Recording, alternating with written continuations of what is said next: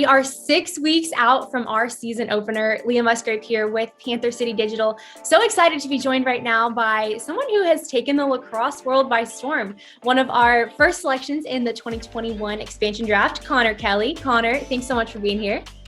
Happy to be here. Thanks for having me on.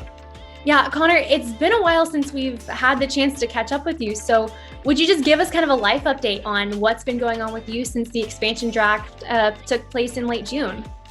Yeah, life's a little bit hectic, a little bit crazy, but I'm full-time lacrosse, playing indoor, outdoor, and happy to be a part of the Panther City Lacrosse Club, as well as I play in the PLL for the Water Dogs, and I do a lot of coaching. I grew up in Connecticut. I'm currently in Connecticut in Stamford, and I do a lot of coaching and training in the area, so I'm making the most of it. For those who might not know you or know the sport super well, you're one of actually only a few guys on our squad who does lacrosse full time. So what does a typical year kind of look like for you, transitioning from PLL in the summer to NLL kind of in the winter and the spring? Yeah, it's pretty cool. I'm very fortunate. I think it goes to show the landscape of lacrosse is starting to change for the better, and people are starting to take this game more seriously. Not that it wasn't before, but I think people are taking advantage of this sport for the better. And so most of my summer looks like playing in the PLL on the weekends, and then I travel the country doing camps and clinics, able to see the country a little bit, able to do kind of travel and do my thing, have some fun, and coach lacrosse. And then in the wintertime, in the fall, I'm doing kind of like small group training for kids that are kind of looking to get better in the high school ranks, and obviously getting recruited, supporting kids like that in that regard. And then winter, it starts to pick back up with winter training with large groups. And then in the spring, I'm going to coach a little bit this spring for a high school team, Fairfield Prep, this spring. So it's a lot of lacrosse. Yeah, let's talk about that coaching a little bit.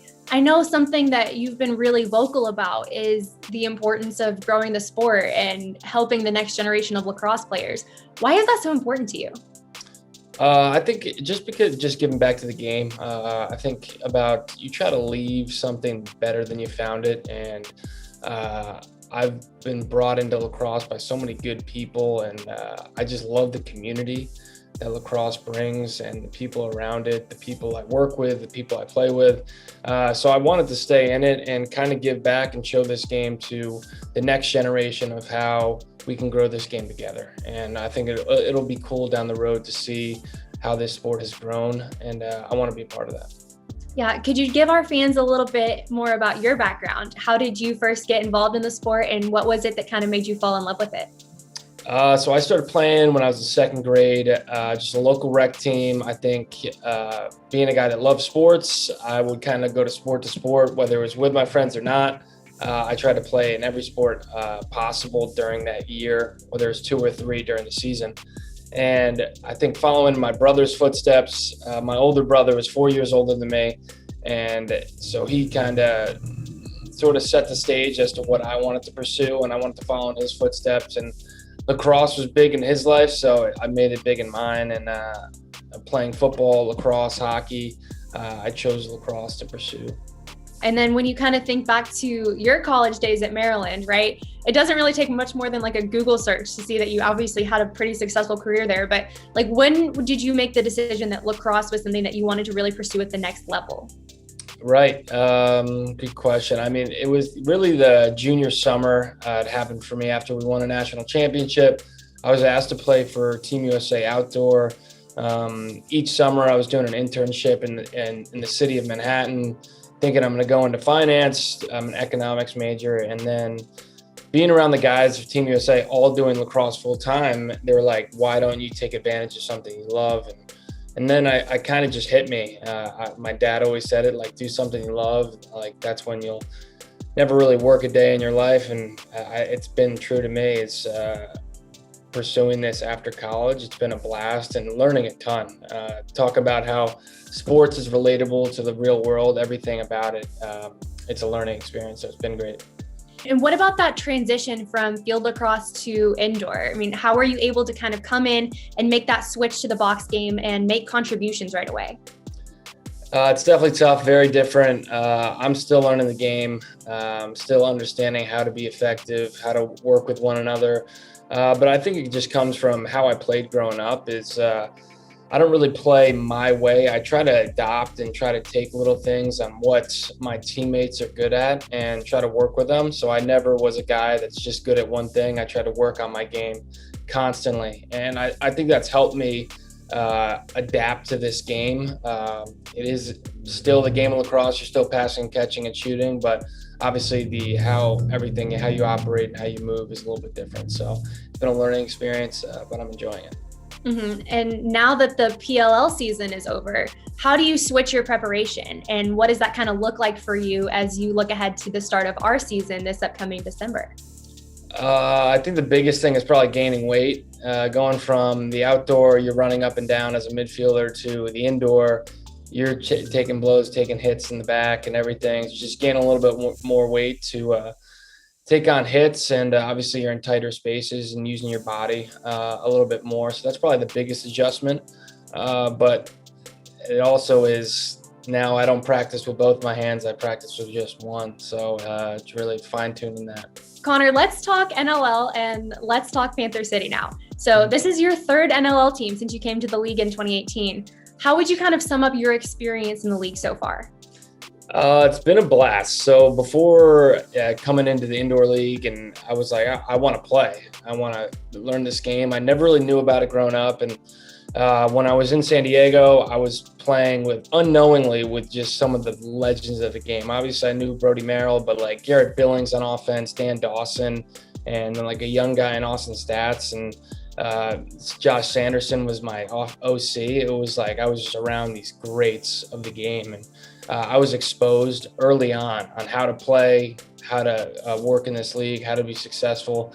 And now it's kind of been, all right, how do I prove myself? So I've been bouncing around to each team.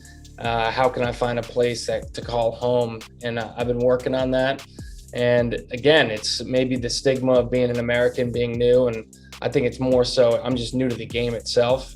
So it's just trying to find how I can be successful on the daily. Being consistent is probably the biggest thing I'm trying to work on, is being a consistent contributor. Yeah, and Connor, I know that Panther City is obviously not the first expansion team that you've been a part of. What is the most unique thing or the most different thing about playing for a new team kind of in its first year? It's tough. It's very hard. It's probably the hardest thing you could do as an athlete, because everything about a team dynamic is finding chemistry and how to work with one another. So it really comes down to how can you click right away with your teammates and your line mates, really. So it's finding that chemistry right off the bat, and a lot of we got to find who is going to be in the lineup, who's going to be playing right away. But then once it comes down to that, you got to find, all right, how do we work with one another? So that's the biggest key. And what about you? What aspects of your game specifically are you most excited to bring to this new team? I think just a lot of different things on the offensive end, whether it's shooting. I pride myself with shooting on the outside, but in indoor, it's like, how do you get yourself to the middle and take high percentage shots? So I'm going to do everything I can. I think the biggest thing is working with one another, working off one another, whether I'm setting picks or I'm moving the ball and getting the left side moving, being on the right side. So however I can help, I'm going to do whatever it takes. Mm-hmm. And here we are about 6 weeks out from our first game against the Wings in Philadelphia. What are you kind of most looking forward to right now about the upcoming season? I'm excited to just get out there on the floor, just being in the arena, putting the suit on, getting on the bus, and going with your teammates to the game. I think it's been too long since that's happened, and we missed out last year, and it's been, a year and a half almost now, so it's crazy, and I'm just excited to play. I know you scored the first home goal in New York Riptide history. Is that something that you plan to do again in Fort Worth? Whatever it takes to get that first goal for the team. You know, whether it's myself, I do not care whether it's a pass, whether it's I'm on the bench supporting, whatever it takes, but hopefully it's the first one of the game. Awesome. Hey, Connor, thanks so much for taking the time out to chat with us, and we cannot wait to get you out to Fort Worth very soon. Absolutely. I can't wait.